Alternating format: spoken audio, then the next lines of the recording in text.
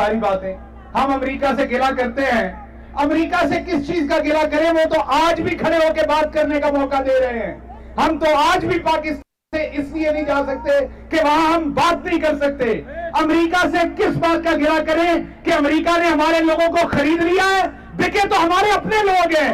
America की तो foreign policy का हिस्सा है, बिका तो वो बाजवा था, डोनाल्ड लू का कसूर नहीं था। डोनाल्ड लू को ये सब कुछ बताने वाला बाजवा था।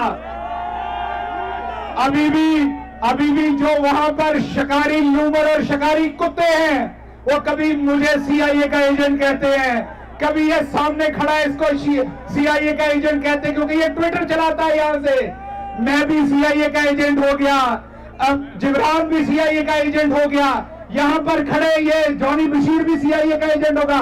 अल्लाह हर किसी को इस तरह के सीआईए एजेंट दे, अल्लाह हर इमरान खान को इस तरह के सीआईए एजेंट दे, अल्लाह हर इमरान खान को इस तरह के एस्टेब्लिशमेंट के एजेंट दे, जिन्होंने आपकी पग और धोती दोनों बाजार में खोल दी है। और एक बात और याद रखिएगा, ये भी सीआईए एजेंट है, अच्छा ठीक है। एक बात और याद रखिएगा, मैं 15 साल से अमेरिका के अंदर जिनका एजेंट था, जिनके लिए काम करता था, उन्होंने तो गद्दार बना दिया आखिर पर। कसूर यह था कि मैं इमरान खान के साथ खड़ा था।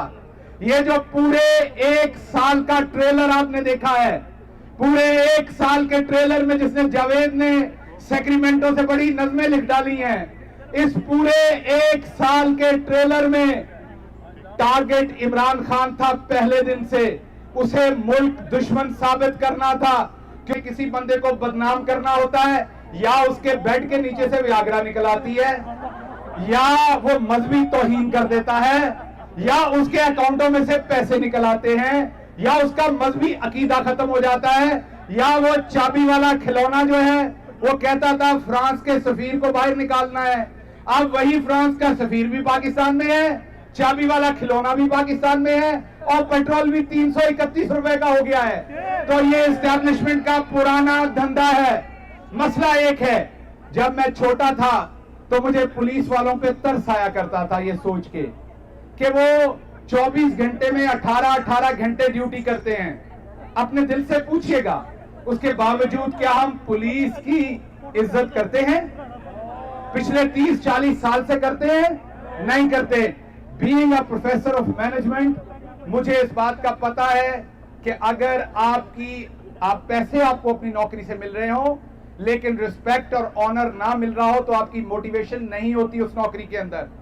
तो पुलिस वालों का सबसे बड़ा प्रॉब्लम यह कि वो 18 घंटे ड्यूटी करते हैं और उनको कोई इज्जत नहीं करता।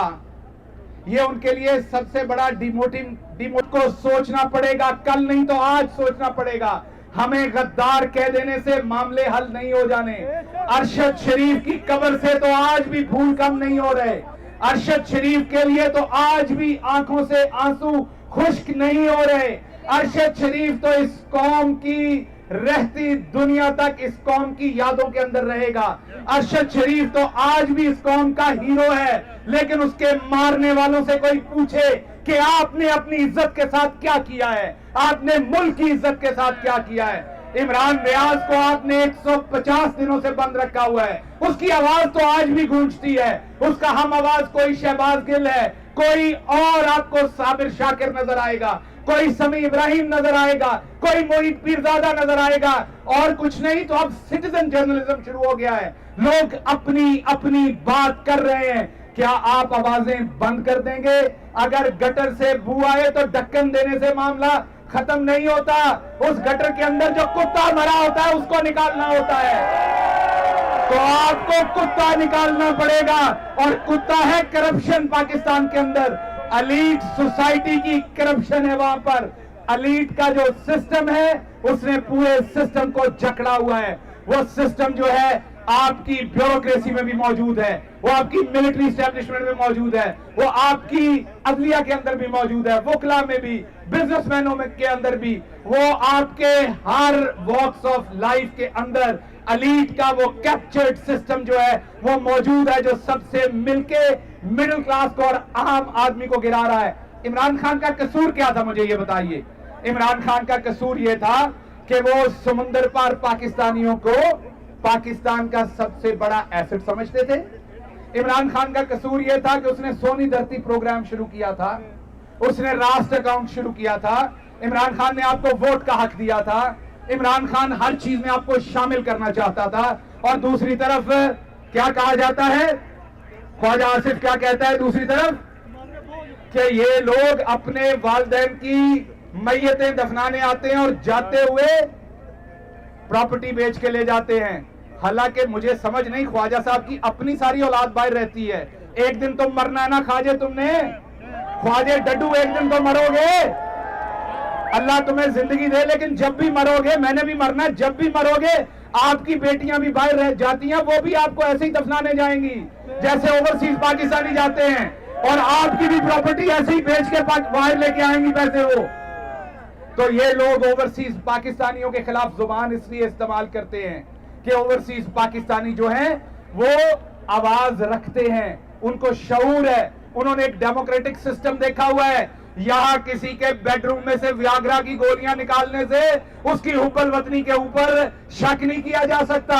यहां किसी शख्स के बैंक के अंदर से जाली तरीके से पैसे डाल के निकाल लेने से उसके ऊपर शक नहीं किया जा सकता। आखिरी बात मैं ये करूंगा, आखिरी बात मैं ये करूंगा कि जस्टिस काजी फाइज ईसा साहब आए हैं, हमें उन्हें मौका देना चाहिए, हमें उनके बारे में अच्छा गुमान करना चाहिए। वो तशरीफ लाए हैं, मैंने अपने कल के व्लॉग में कहा कि सारे उन्हें अपना अपना बंदा कह रहे हैं, मुझे लगता है कि वो कानून पे चलेंगे। कल उन्होंने अपनी बेगम को साथ खड़ा करके हल्फ लिया, बहुत अच्छा किया।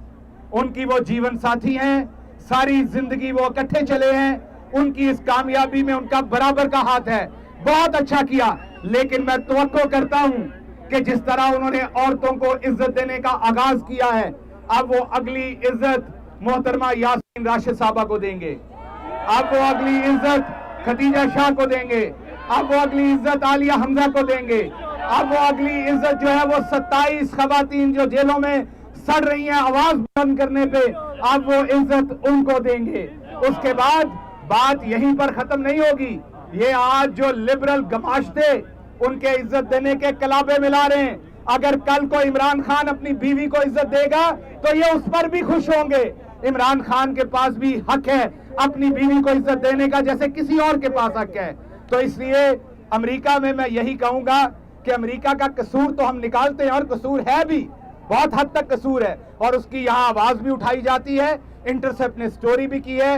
अमेरिका को अब अदराक भी है और इनकी अपनी नेशनल पॉलिसी के जारी बात है, इंटरेस्ट भी होंगे। आप सबको पता है कि मैं यहाँ फारा का रजिस्टर्ड एजेंट हूँ, मतलब कि मैं इमरान खान का एजेंट हूँ यहाँ पर। उसकी वजह से मेरी सर्टन जिम्मेदारियां हैं, सर्टन बातें कर सकता हूँ, सर्टन नहीं कर सकता।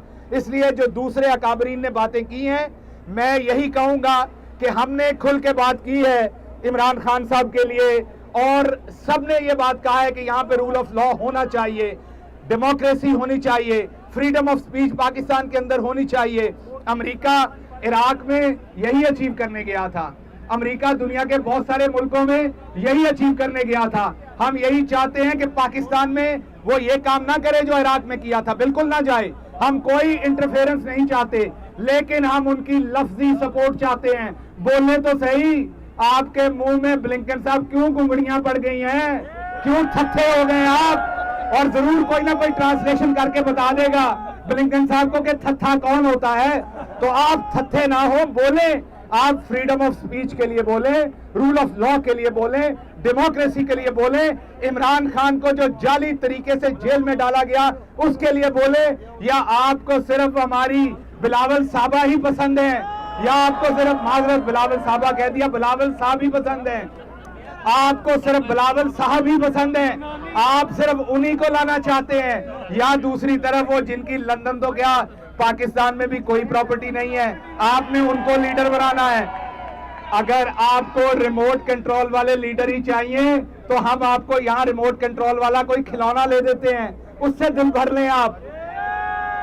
आखिर पर मैं आप सबका एक बार फिर शुक्रिया अदा करूंगा, आप सब यहाँ तशरीफ लाए। मैं मुंतजमीन का, शुक्रिया अदा करूंगा। हमारा एक बहुत जानदार साथी है वकार खान, उसके लिए दुआ कीजिएगा। वो सख्त बीमार है, इंतजामात में शामिल था लेकिन आज यहाँ नहीं आ सका। इसके साथ साथ गुजरांवाला से हमारे साथ चीमा साहब यहाँ पर मौजूद हैं, उनका भी हम शुक्रिया अदा करते हैं कि वो तशरीफ लाए हैं आज ऑल द वे पाकिस्तान से, और अफजल चीमा साहब, उसके अलावा जितने भी लोग जिनका मैं नाम नहीं ले सका उनका भी मैं बहुत शुक्रिया अदा करता हूं। और जो चौधरी ज़हूर साहब ने कुर्बानी देने का ऐलान किया है, हम सबको उसकी सताइश करनी पड़ेगी और पाकिस्तान के अंदर अपने रिश्तेदारों से का हाथ बटाइए। आजकल वहां बहुत महंगाई है, ये मैं सीरियस नोट पे बात कर रहा हूं।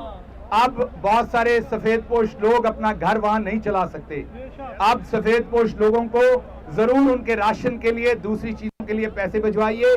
पाकिस्तान में अब जिंदगी जीना मुश्किल है।